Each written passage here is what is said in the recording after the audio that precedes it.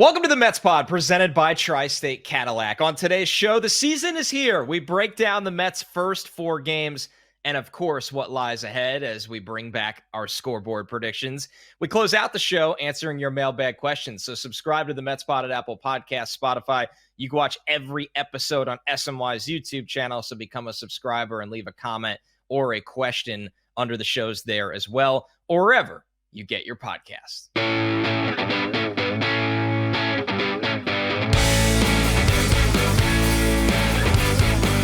What's up, everybody? Welcome to the Mets Pod, presented by Tri-State Cadillac. Spring is the season for new beginnings, and it's the best time to get behind the wheel of a sophisticated new Cadillac SUV. Visit your Tri-State Cadillac dealer today. I'm your host, Connor Rogers, joined, as always, by my co-host, Joe DeMayo, for the first time after a couple of games that actually count in the 2025 MLB season. Joe, the Mets are sitting here 2-2. Feels like a very uncontroversial 2-2. We're going to break down everything today. The pitching, the lineup, the bullpen. We got it all coming up. But how are you, my friend?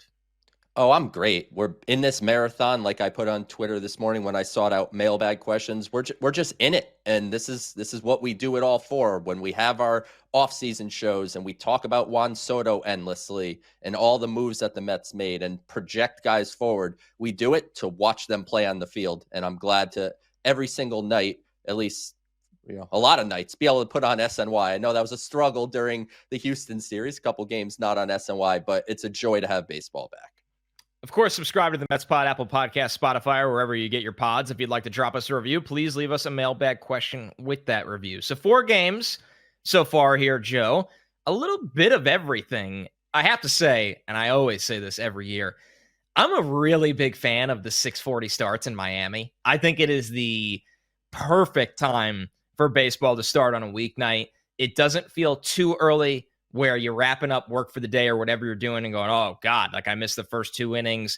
And it doesn't feel too late at all. And it just it's just a really, really good start time. So I think that has been great. We've only had 1 game of it, but boy, was it a luxury. The Mets put up 10 runs on the board. We get a Pete Alonso grand slam. But let's turn back the clock to the series in Houston as well. Let's start with the starting rotation here, Joe. Relatively uneventful for the starting rotation. Now, of course, the first 2 rounds, the first 2 go-throughs, depending where guys are at, you really don't push starters too hard in the beginning of an MLB season. You try to be careful. You still kind of look at their ramp up throughout the spring. But Joe, a little bit of ups and downs, but overall, the pitching, including the bullpen, which we'll get to in just a minute, has been fine across 4 games.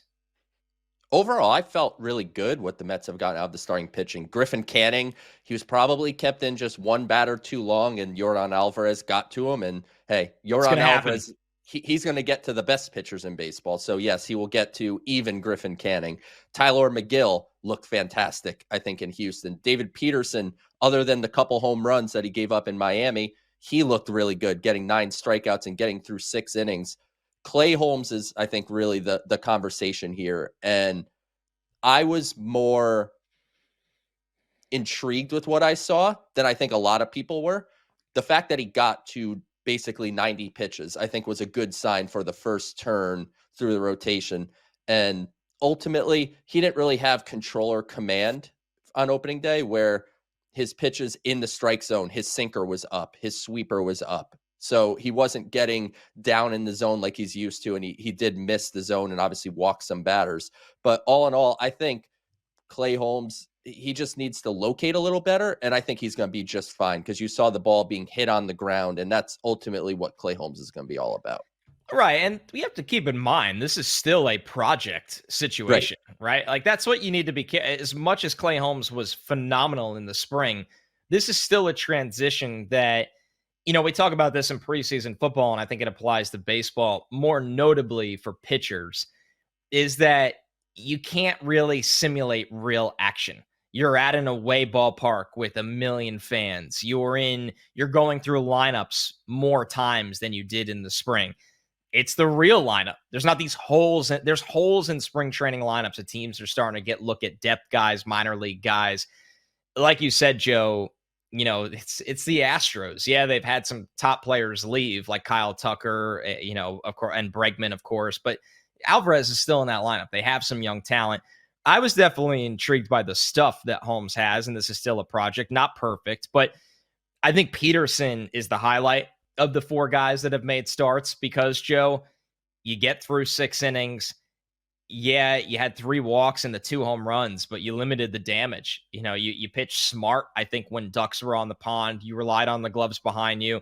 The 9 strikeouts is a way that he gets out of trouble when he gets into trouble. If you have strikeout stuff, you can get out of jams easily, even when the bases are loaded or 2 guys are on. And I mean, when you just look at David Peterson at this stage of his career, Joe, what's going to separate him from being a guy that's a number 4, number 5 with upside that we like compared to a surefire number 2 or number 3 is, can you go out there and give this team 6 innings when a lot of the other guys aren't going to be able to do that, especially when Sean Manaea and Frankie Montas are hurt as well. So loved what I saw from David Peterson. And it's just really important, Joe, for him to get off to a strong start, even with some of the adversity he faced throughout 2 different innings.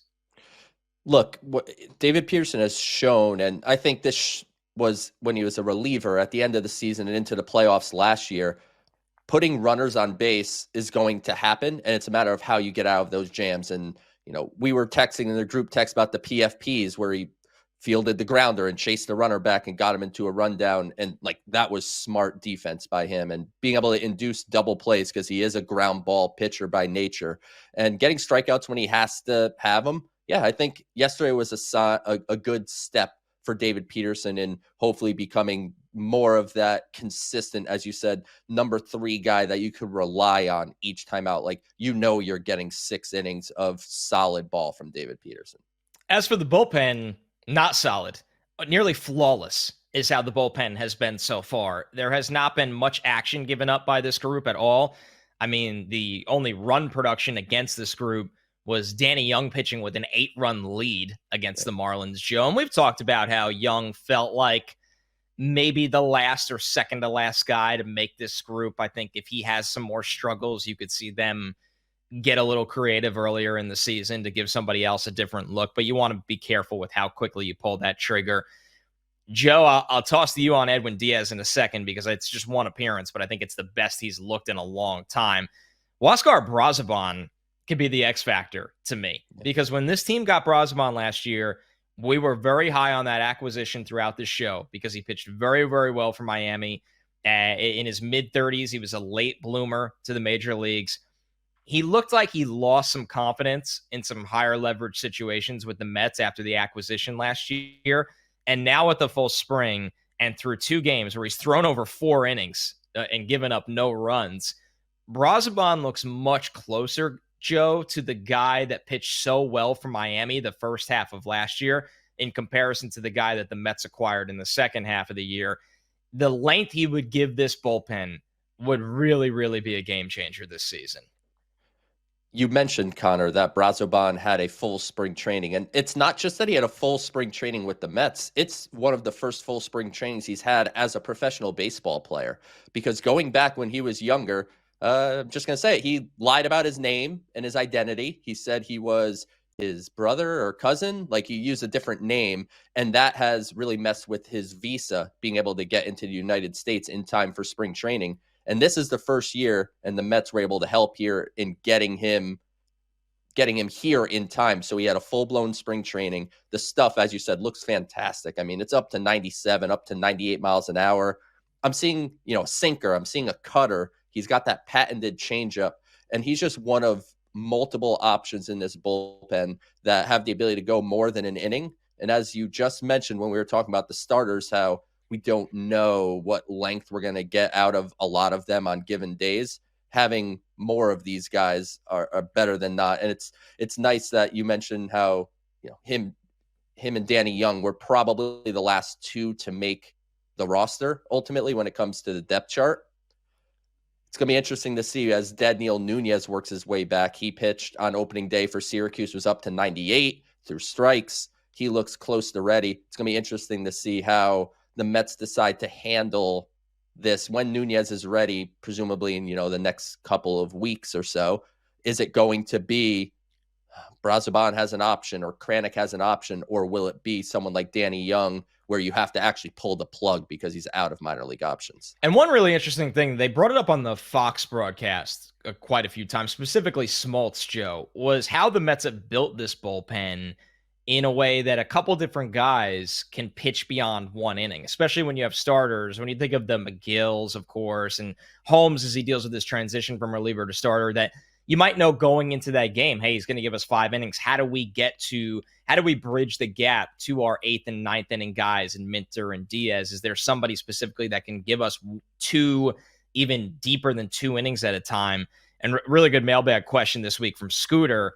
Will the Mets still look to have 3 long men if and when they move to a 6-man rotation? Will the 6-man allow for it roster-wise? The 3 multi-inning relief pitchers seems to be a nice added weapon early. I think my early thoughts on this, Joe, is I'm intrigued by this throughout the course of a season, not just to get them through the month of April. I think when you think big picture here of baseball, you're going to start seeing teams over time with the way that starting pitching is going. As you said, there's a lot of 5-inning pitchers and guys that aren't pitching deep in the game. So you need relievers that are able to go multiple innings. I think you're going to see teams start drafting and developing guys as multi-inning relievers. It's not going to be you're a starter and then you're a 1-inning reliever as we're used to. It's eventually going to become, hey, we're drafting this guy with the idea of developing him to be a guy that can go high octane for 2 to 3 innings. And that's just how we're developing him. The roster construction will be interesting when they go to a 6-man, because that means you do lose 1 spot out of the bullpen due to the maximum amount of pitchers allowed. But when you have Jose Butto, Max Kranick, Paul Blackburn, when he eventually comes off the IL, seems kind of destined for the bullpen, and Brazoban as well, that's 4 guys that are able to go multiple innings out of the pen. So I think they should have some flexibility to do 3. But it's important to know that this bullpen situation is just always ever changing because of minor league options, because of injuries, because of workload. We're not going to see the same bullpen like consistently, but I think the Mets will be able to cycle these guys in and out a little bit, and it's going to be important for them to have relievers that are able to give length. Without a doubt, it's going to be a unique weapon for them if these guys can kind of, I don't want to say pitch at this rate because this is unsustainable, but just be effective in that way. And Joe, as we get to the lineup, man, I'm glad we have Tuesday's game to talk about, because a little bit slow start for the lineup in Houston, really more missed opportunity, I would say. It felt like in multiple big spots. Juan Soto has been everything you could have asked for. And then Tuesday, you get the explosion against Miami. Obviously, the grand slam by Pete Alonso, the Luis Torrens assisted home run, which was pretty awesome. Things were kicked off by a Starling Marte home run, of course, in a week where we didn't have the scoreboard. You just truly can't make that up. Shout out to everybody that instantly tweeted at me. We'll get him again. Don't worry. But I think, Joe, it's really dangerous to have real reactions to a lineup after 4 games, because these guys are still kind of getting their feet under them. And this Mets lineup, to me, is just going to be fine. But I will say it's nice to get a little punch from Jose Siri, who we've been excited about. The offense is going to be more than fine. I know there was some freak out over the inability to drive in some runners, because they did get runners on against Houston. They just didn't execute, which at times was an issue with the 2024 team, where they just couldn't bring the runners in. And, all in all, we think this is going to be a top tier offense in the National League, if not all of Major League Baseball. And what stood out to me over these just handful of games, Pete Alonso's approach. Right. I know he hit the grand slam, and that was great, and we want to see that him going opposite field on a fastball away. But I've seen him laying off the breaking ball down and away, the changeup down, all the off speed that last year it seemed every single time he would chase. He's now forcing pitchers to come up in the zone with the ball, and when you do that, that's when Pete Alonso has the chance to be what Gary Cohen said last week: 45 home runs and 130 RBIs. So I've been very intrigued by Alonso's approach through these 4 games. And as you said, Juan Soto is everything, other than the hater, kind of sword there where he waved at the slider away. His approach at the plate is just fascinating. This is a guy that is just so unafraid to get into a 2-strike count. He's looking for a certain pitch, and then when he gets to 2 strikes, he chokes up on his bat, and he will foul balls off. He will watch balls that are close, that are not strikes. So it's just been very impressive to see Juan Soto as a Met through 4 games. And my girlfriend, when we're watching the game, every time he comes up, she's like, "Can you believe Juan Soto's a Met? Can you believe Juan Soto's a Met yet?" And I cannot, but it's very fun to watch. It has felt like, at least through these first 4 games, that every at-bat is must-see TV. Literally, like, it just to, like you said, Joe, the approach, the intensity. The Hader strikeout was the one rare moment where he so clearly wanted to make a statement early, because as we saw 2 games later, Josh Hader was never throwing Juan Soto anything to hit, ever. It's just, he didn't want anything to do with him in that at-bat. And then obviously when he faced him again, he didn't want too much to do with him in the 3rd game of the series. So it just kind of goes to show you that, you know, there's going to be times where, and Soto's been amazing about this throughout his career, but it's a new team. It's a new contract. I think he's a guy that does a good job of tuning things out, but he hears, there's so many people that want Juan Soto to be a massive failure with the Mets, and he wants to make a statement anytime he can, but his best ability is the ability to also shut that off and just take what's there, and also understand there's going to be pitches that aren't there. And he's just been so much fun to watch early in the year. And now we get Francisco Lindor. Congratulations to the Lindor family for welcoming in a baby boy. Lindor made it to the ballpark somehow, Joe.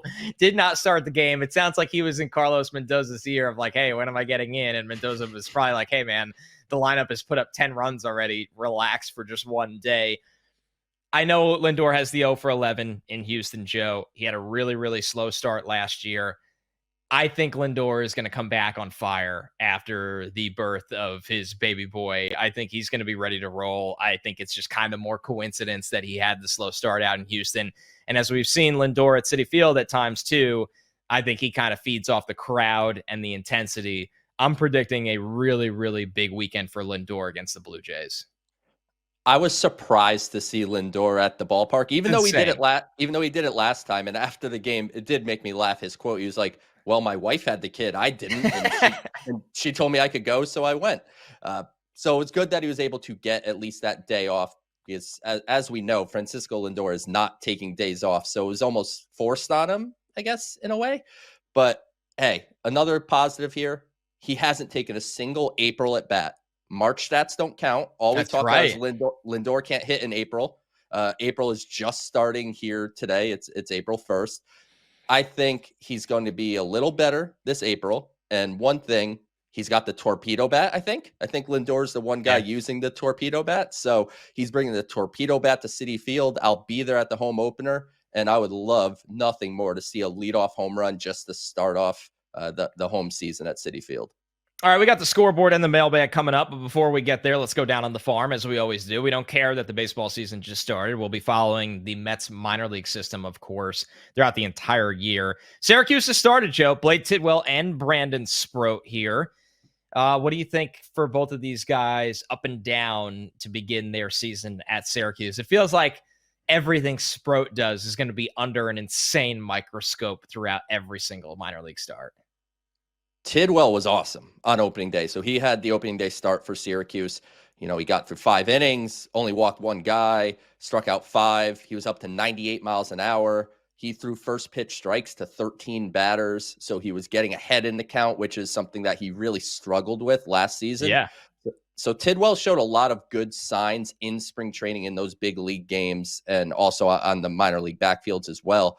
There's a lot of optimism, I would say, within the Mets organization as far as what Blake Tidwell is looking like heading into the season. And then he had obviously the first start, as if you're watching on YouTube, you see the stat line right below my face. It was a strong outing for Tidwell. While on the other hand, Brandon Sproat struggled a little bit more. He couldn't get through the 3rd inning. He was struggling to throw strikes. He only had 32 of his 57 pitches for strikes. So he needs to get in the strike zone a little bit more. When he was in the strike zone, there's a lot of middle, and he was allowing some hard contact. So it wasn't the best start for Sproat. I'll give him the slight benefit of the doubt that the real feel of weather in the first Right. start for him was in the 30s.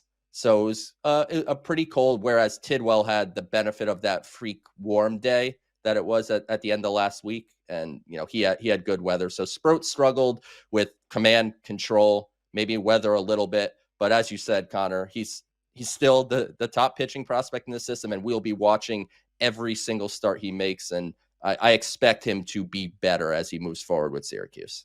Yeah, we're going to give Sproat the excuse of, born in Florida, pitched for Florida. Let's give him a little bit more time. That upstate New York baseball in March is cruel at times. And Joey had his struggles in Syracuse briefly at 7 starts last year. So we have to keep an eye on it. There's no question he needs to adjust, but I think he came into spring training obviously in great shape. His stuff looked good, and he knew where he went wrong. Like talking to people down there, like he knew where he went wrong at AAA last year, but now he has to take it to the field. And it's funny, Tidwell, because of his struggles in Syracuse last year, after being really good throughout multiple levels of the system, it almost became the forgotten man, Joe. We talk so much about Sproat and even, the artist formerly known as Cowboy Ohtani. Now he's just a cowboy pitcher. Yeah, just Cowboy. Noel McLean, for those new to the podcast. I mean, Tidwell's second round pick couple of years ago, Joe, and this is somebody that's had success in the minors, and he is the same. Actually, I believe he's a little younger than Sproat. I know they're going to be both 24 in their 24 seasons right now, but I believe he's about half a year younger than Sproat. So let's see what Tidwell could do, and we'll keep an eye on the race to get to the big leagues. And Connor, Tidwell made, unlike Sproat, who kind of kept it mostly status quo in the offseason and just tried to improve with what he's got, Tidwell made legitimate changes. He changed his body. He changed his delivery a little bit, because he was one of those guys that kept the glove at the waist at all times and just kind of spun and threw from the waist. This spring, and now leading into the season, he's gone to an overhead delivery where he takes the glove over his head to try to keep his delivery more in sync, which is something he struggled with. And last year, he was throwing upwards of 9 different pitches, just different variations. And it almost was he was trying to do too much, and he shrunk that down. He's focusing on just a regular 4 to 5 pitch mix this year. So there's a lot of optimism, as I said, surrounding him, and the stuff looked really good on opening day. And who knows? Maybe he does beat Sproat to the big leagues. I won't overreact to just one start of each, but I'll be watching. While we're on the farm in 2025, we're excited to once again partner with the Brooklyn Cyclones, and we're excited to tell you that the best deal in Brooklyn is back for the 2025 season with the Cyclones Friday deal. For every Friday home game, you can get a game ticket, 2 drinks, beer, seltzers, or soft drinks, all for just $25. The season kicks off on Friday, April 4th, with post-game fireworks. For more information, visit brooklyncyclones.com/tickets. The games in Brooklyn are truly a ton of fun, with or without the crazy promos. Obviously, the Mets have a lot of talent in this system that you get to watch now, so I would definitely encourage any Mets fan to get out to Brooklyn for a game this year. You're listening to the Mets Pod, presented by Tri-State Cadillac. Subscribe to the Mets Pod at Apple Podcasts, Spotify, SMY's YouTube channel, or wherever you get your shows. All right, Joe, the return of the scoreboard. Before I go through the scoreboard and all the categories and all these stipulations, did it cross your mind game 1 of the season when Hayden Sanger got up with the bases loaded for our preview? We had ranked, and if you missed it, our season preview, our producer Jeff always gives us, you have to pick on one crazy thing to happen amongst 4 to 5 different ones. It could be a combined no-hitter, a Mark Vientos cycle, and the reason that one's there is because he's a little slow, so triple's tough. Inside the park home run, and one of them was a non-Francisco Alvarez catcher hitting a grand slam. And Joe and I had ranked that the number 1 most likely thing, because these guys play a lot, and you just gotta get a hold of one, and crazier things have happened. I was just sitting there laughing, Joe, when I was like, "You have got to be kidding me!" He came up, and Sanger is historically a pull hitter. And he's in Houston, where it's like 200 feet, not literally, but feels like 200 feet to the Crawford box in left field. I was like, dude, if Sanger could just pull one fastball, we're done. We're done for the season. We don't have to worry about this for 6 months. Honestly, I think Jeff would just throw it back on the rundown and be like, all right, now you got to pick a different one. But yeah, it would definitely cross my mind. I was like, we're so close to just ending this and just being right on day 1 or day 2, whatever it was. The scoreboard This is year 3, man. For those that have missed it, I am 0-2. Joe has taken home the trophy the first 2 years of this competition, but I have many minions working the spreadsheets this year where I will arrive prepared more so than ever. 6 games for this week, weather permitting, of course. This time of year, God, you got to deal with rain, sleet, snow, whatever it may be. 2 against the Marlins, 3 against the Blue Jays at home, and then 1 against the Marlins. That is for these entries. And Joe, since you won last year, I will let you start with this first category. Yes or no? Will the Mets win the home opener? I will say yes. I think Tyler McGill is slated to start for the Mets. As he often is. As he often does. It's just crazy how often Tyler McGill has either finagled opening day starts or a home opener starts. He was supposed to face Max Scherzer, and that is obviously not happening as he's on the injured list. I don't know who Toronto is putting in his place, but I will say yes, the Mets will win the home opener. Yeah, I'm with you. You can't say no to this one if you're a Met fan. I'm sorry. But, gambling here or not, you don't. And the Mets traditionally with home openers, pretty good. I would have felt really good about this if it was Scherzer, Joe, because my last memory of being at Citi Field watching him pitch was him giving up about 7 bombs against the Padres in the playoffs. So it would have felt like a familiar sight. Yes or no? Will Connor win this week or start off behind like always? I am saying yes, I am going to win the opening week because my motivation is at an all-time high. What do you think, Joe? It doesn't hurt to have self-confidence, but as the 2-time reigning defending scoreboard champion, I'm going to say no, and I will get off to a 1-0 start. Over-under pushes at 1 for Edwin Diaz saves. I will go over. I will say he gets 2 saves. The Mets, as much as they bash the ball against Miami, I don't think that's going to be what they do every day here. And I think they'll win at least, a couple games in Toronto and, maybe 2 of the 3 Marlins games that are remaining for this week. So I'll say Diaz could get 2 saves out of it. Yeah, I'm going to agree with you on this one. Listen, you got 6 games. He's only pitched once in 4 games. He's got to get some work here. And I do think we won't have a lot of repeats of the 10-run outburst that we got in the opener of this series. All right, second with the pitching here, Joe. Over-under pushes at 4 for Kodai Senga innings.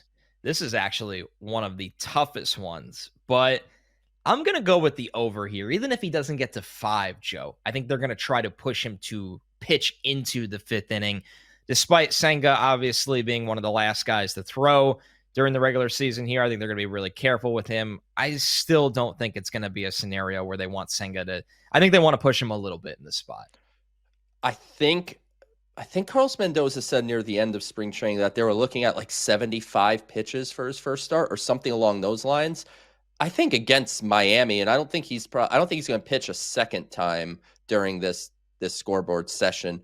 So I'll go over as well. I think he could get through about 5 or 4 2/3, whatever, against Miami with a 75 pitch or so limit. Yeah, young lineup. They're going to be a little bit of a free swinging lineup as we saw, and sometimes that's going to help them. And against a guy with Senga stuff, we'll see if they change their ways or not. But obviously, you and I are on a little bit more of an optimistic side. Over-under pushes at 2 for Pete Alonso home runs, Joe. I will push. I think, as I said, at the top of the show, Alonso just feels locked in from an approach standpoint. And if he's able to just continue that, and again, the pitchers have to throw the ball higher in the strike zone, Alonso will ambush a couple, and I'll push and say he hits 2. I'll go with the under here. He just hit one for a game that doesn't count on this scoreboard. I would gladly take 1 home run. It might be less, but 1 home run over these next 6 for Pete, especially when they come back up to the New York. I don't want to say cold, but definitely not that Miami kind of weather. All right, over-under pushes also at 2 for Juan Soto home runs. Joe, I will push on this one. I think Soto is going to be amped up to play at Citi Field. I will go under here. I think he will hit 1, and I think it will be in Citi Field this weekend. His approach at the plate and his willingness to just take walks, I think, kind of mess with me a little bit on this home run number. And interestingly, as we look ahead, maybe not just for this week, but looking ahead, this Pete Alonso hitting home runs and Juan Soto hitting home runs, they're going to tie together, because if Pete Alonso is hitting, pitchers are going to have to throw to Juan Soto. You're not just going to put him on for Pete to take you deep. But for the sake of this, I will go under for Soto for this week. Over under push, Joe, is at 4 for Francisco Lindor hits. Obviously 0 for 11 in Houston, but some new dad strength. Yes, this is not his first child, but still, what do you think of Lindor breaking out of the slump? I'm going to believe in the torpedo bat, and I'm going to go over on Francisco Lindor hits. Everybody is basically just saying, he's going to be bad in April again. Let's just, write it off, and we'll just see him in May, and he'll turn it around and turn to the Francisco Lindor that we all know. I'll say that he'll, quote unquote, surprise people. The MVP runner-up is going to surprise people by getting more than 4 hits in 6 games. It's funny how that works. Yeah, I'm going to go over here as well. Lindor, I think he's going to be locked in immediately against Miami, and then he gets the adrenaline rush from the home crowd. That's going to give him a pretty big ovation after what he did at the end of last year. So I think Lindor clears this mark, and Lindor plays every day. That's the thing when you play these numbers, you got to account for, are they going to play every day? And with Lindor, you never really have to worry about that in these scenarios, barring the fact of, him having a child, which he just did. So Lindor's going to be back, ready to go. I like over 4 hits as well. Over under push is at 3 for Mets wins in the next 6 games. Joe, I am going to push here. I'm going to say the Mets go 3-3 in this stretch. What do you like? I'm going to go over. I got 2 of 3 against the Marlins and 2 of 3 against the Blue Jays. And if my very basic math works, that is 4. So I will go over. Kind of, but they already... Oh, so you're saying... There's 2 with the Marlins, 3 with the Blue Jays. You think they're going to sweep the Marlins? Oh, I forgot the extra, the home game against Miami. The extra Marlins at the end. So, 2 out of the... So, maybe they lose 1 of the games in Miami, but 2 out of the 3 Marlins games they play, they'll win. Yeah, they have Sandy Alcantara, of course, in the second game, which is always a tough go-around. But there it is for the scoreboard. We'll see how it goes. Hopefully I get off to at least an average start this year and keep the race. We'll see. We'll see, Joe. I'd be fine if you didn't. Let's get into the mailbag. This first question from JLC Forever. Thank you for the 5-star review. That is Joe. While I would prefer Alcantara at the trade deadline because of team control, I think we can get Cease without sacrificing as many assets. If he proves a good fit, we should have the edge in free agency. Agree or disagree, or better option? This is going to be, Joe, I know this is getting away from the question, which I'll throw to you in a second. This trade deadline, depending where a lot of these teams are, because of the lack of team control with some big arms, there could be some huge fish that are starting pitchers at this trade deadline available. And I'm really fascinated to see not only how the Mets play it, but how it's played across baseball, because not only will the returns be massive, but you're also talking about, Joe, these are 2 National League teams, which never makes business any easier. It doesn't make it easier, but the Mets, when you talk about the Marlins and Sandy Alcantara, the Mets have made plenty of trades with Miami. So I think they're more than willing to do business with each other. Huascar Brazoban, baby. Huascar Brazoban. Yeah. And you go back to Delgado and LaDuca, and over the years, there's just been a lot. So I don't think Alcantara would be off limits. It would be a high price due to the team control. He's got a couple years left, I believe, and he's making around $11 million a year. So it's a really good deal for Alcantara. When you talk about Dylan Cease, and that name is brought up a lot, right? We talked about it towards the end of the offseason and into spring training. And I know Andy Martino has talked about him a little bit on Baseball Night in New York, and he wrote a mailbag for SNY.TV where he mentioned it. The Padres are good. Like what? Very good. And they care about competing. Yeah. Maybe I'm crazy, but I don't know why anyone thinks the Padres are in a rush to trade Dylan Cease. If they fall out of it, of course, he'll be a pending free agent and they'll do what they have to do. But that, to me, is a strong playoff caliber roster. And so I don't think Dylan Cease is particularly available. But in a world that he is, one part of this question that I wanted to highlight, where he said, if he proves a good fit, we, the Mets, should have an edge in free agency. I think if the Mets trade for Dylan Cease, they ain't signing him as a free agent. They're letting him walk at the end of the year. I don't think, because he is trending towards one of those long-term, big money contracts. Right. His age is soon to start with a 3. I don't think that's where David Stearns really is going to want to play. But I do think, just from an overall standpoint, that this deadline, if the Mets perform as they should in the first half, I think this is going to be the first deadline where David Stearns takes that step out to make a legitimate trade, and not just, nothing against Jesse Winker and Ryan Stanek and Brazoban. They were good additions at last year's deadline. I think this is the deadline where he steps out and makes a much bigger move. Well, Alcantara is fascinating in that regard because, like you said, Joe, it's not a Cease situation. He is 29 years old. He'll turn 30 in September. He's under contract this year and the following year at an insanely good rate. And there's a team option in 2027, which obviously I think would be exercised. So because the window the Mets are in right now, as much as we are amped for this year, we believe in the team this year, getting Soto at the age that they did gave them a nice little runway here, rather than, it felt different when they got Scherzer and Verlander, where it was like, hey, we're all in on this year. It's like, no, we feel like we can win for a long time. If you can go find a number one pitcher that remains in that 2.5 year window, that there's no cost that you kind of, look away to. Like, it's the reality is, if he's a number one pitcher and he's under team control for the next 2.5 years, there's no limit. Obviously, you're not going to trade 10 top prospects, but right. You're going to stay in the realm of the reality here, where that totally changes the outlook of your entire team going into a playoff series and how you can get through the course of a season. So that's a combo we're going to be talking about, Joe, I feel like, a lot on this show. Maybe not every show for the next couple months, but I would say June all the way through into July. Yeah, as we move forward, look, let's get there first. Let's get to the point where, the Mets don't get ravaged by injury, knock on wood, or things go awry where we're not having this conversation. I think the roster's in a position where, as you said, when we flip the calendar, past Memorial Day into June, I think that's when we could get more serious about trade deadline potential acquisitions. All right, our last mailbag question here is from Michael1Doc on Twitter. Was moving Canario, and that's Alexander Canario, the best option for the Mets? Can you compare and contrast his value against all of the other outfielders, excluding Soto and Nimmo? So obviously Alexander Canario had a good spring for the Mets. After he cleared waivers, they traded him for cash considerations to the Pirates, which is a very bizarro world move. The Pirates paying cash considerations to the Mets for a player.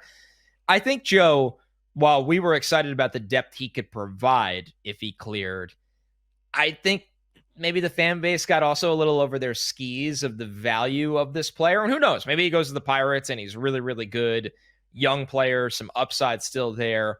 But what did you think about the idea of keeping him as depth, Joe, versus letting him go in this situation compared to what the Mets have in their system, where we've talked about this? They want to get a look at some younger guys eventually in that outfield.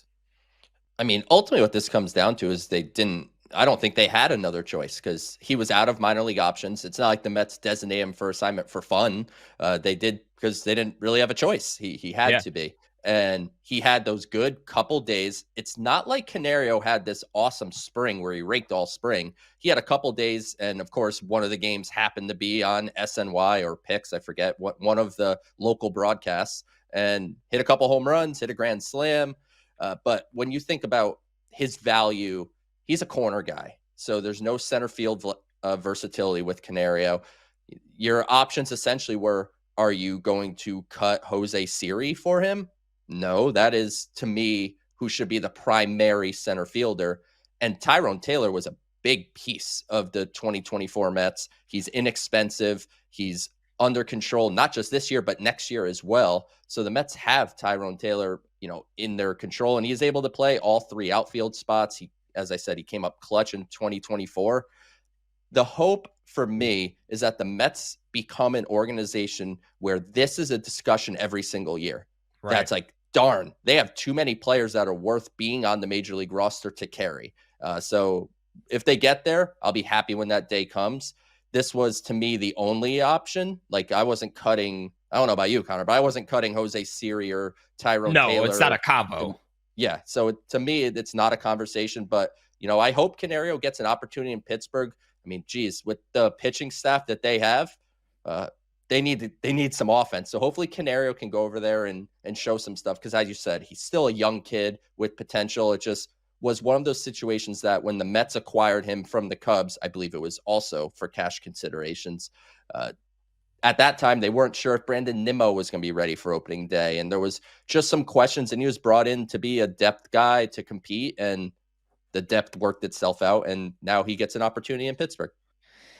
I think my big takeaway, or my glass half full takeaway, Joe, and you kind of hinted at this, is one, it's amazing in this Mets era that they don't go into spring anymore needing one of these guys to work out. So many years, and a lot of teams, the state of baseball right now, a lot of teams go into, I watch the Mets against the Marlins every night. Like, you could be a diehard Mets fan and a standard Major League Baseball fan, and you watch the Marlins lineup, and every other batter, you've never seen that guy play. Maybe more, honestly, sometimes. The Mets are in a scenario where they didn't want to go into spring and be trying to answer questions with a lot of hopefuls. They know what Jose Siri is. He is speed, athleticism, elite defense, power, and obviously a guy that strikes out a ton. And for better or for worse, brings a little, bit of a firecracker personality kind of to the team. That's for better. Really like. That's for better. Yeah, for me. For this team, it was with Winker last year, it's for better, because I thought they needed more guys like that. But Tyrone Taylor is a perfect fourth outfielder in this league. In a perfect world, that's what Canario becomes. I mean, right. And maybe there's more meat on the bone there, but I'm fascinated, Joe, and you could probably speak to this better than me, why Canario is not only bounced around the way he has, but in AAA, the last 3 seasons, he's been a guy with an OPS north of 850, and he gets these cups of coffee in the major leagues like he did with the Cubs, I believe, the last 2 years. We're looking at 6 games and 15 games. Hits, gets on base, hits a couple home runs. And it's just this guy that is just given away all the time. I'm not assuming anything, blaming anything. Right. I will watch him closely with the Pirates because I want to know, is he just this? And he's only 24. It's not like he's a 28-year-old quad A kind of player. But it is a very weird scenario, Joe, for a guy to have this level of success at the AAA level and just kind of be thrown aside by multiple teams the last 3 years. There's a lot of swing and miss in his game. Like, that's like one of the main criticisms that there was. But I find it, to your point, I'm surprised that I was surprised that the Cubs got rid of him when they did. Like, they didn't even try to like go through spring training with him. They got rid of him in the front half of spring training. And, if Brandon Nimmo wasn't ready for opening day, Canario would have made the Mets opening day roster in all likelihood. Sometimes it's a numbers game and just trying to fit the puzzle pieces. As you said, it's definitely surprising if you just baseball reference the guy and you're like, right. Oh, that's what I'm literally doing right now and following his transactions. Yeah. It's a little bizarre. I definitely don't know much background about him, so I certainly don't want to say anything on that end other than, his biggest flaw is he swings and misses a lot. And I hope the Pirates give him some legitimate playing time, and then we could, either A, look back and say, dang, maybe they shouldn't have given up on Alexander Canario, or it's like, see, this is why, and he goes back on waivers in May. And speaking of former Mets performing at the big league level, shout out to friend of the show, Jake Mangum, called up to Tampa Bay, made his debut the other day, and on Monday night had 4 hits for the Rays. Friend of the show, so I'm giving him a little love at the end of the Mets pod. Yeah, really happy for Jake. He was always really good to you and I, even before we did this show. And I mean, a guy that like a great college hitter that it turns out looks like he could hit a little bit in the major leagues as well. Funny how that works out. All-time SEC hits king. Yeah, so, and one more in a really bizarre turn of events. We talked so much about Francisco Lindor on the show. Andres Gimenez, who we are going to see hitting cleanup for the Blue Jays, by the way. You will see him at Citi Field. He had a really weird 4-year stretch with Cleveland. A lot of speed, back-to-back 30 steal seasons the last 2 years. Just, Gold Glove defender, but not much power. The on base really went in the tank the last 2 years. The Blue Jays trying to get him for basically pennies on the dollar, taking on his contract that he signed with Cleveland. He is off to a sizzling start, hitting cleanup for the Blue Jays. So we will see another old friend at Citi Field as well. But that wraps it up for us here, Joe. First, week for the Mets pod in the books of the season so far. And I'm really excited to not only follow our scoreboard predictions, but to see the home opener. What is the thing you are most excited as somebody you go to the home opener every single year? I've been to the home opener every year since 2002. So this is year 23, I think. Literally over 2 decades. Yeah, of going to every home opener. And nothing gets me going more than the player introductions. It's the best. And it's the best. And this year is going to be unlike anything else. I cannot wait to hear the crowd when Howie Rose, who always is the one who's announcing the lineups and everything, and he says, batting second, the right fielder, number 22, Juan Soto. That place is going to erupt. Can't wait. Yeah, it's going to be awesome. It's one of the great remaining traditions in baseball, and it's extra special after a season that the team performed above expectations, because it's kind of a reward to the players that were a part of that. Obviously, Lindor and Pete and Nimmo, and give David Peterson a big shout out for what he did. Absolutely. Sean Manaea, who obviously is working his way back from injury. This team, it's going to be good for them to get their ovation and credit. This is the Mets Pod presented by Tri-State Cadillac. Spring is the season for new beginnings, and it's the best time to get behind the wheel of a sophisticated new Cadillac SUV. The beginning of something exceptional starts now. Visit your Tri-State Cadillac dealer. And remember to subscribe to the show, Apple Podcasts, Spotify, or wherever you get your podcasts. Leave us a review with a question. We'll look for it for a future mailbag, as you heard today. Of course, you can watch the show on SNY's YouTube channel. If you want to see some fancy stat graphics for Blade Tidwell, our mailbag question, maybe your username popped up on the screen. So become a subscriber over there as well. Thanks so much, everybody. We'll catch you next week.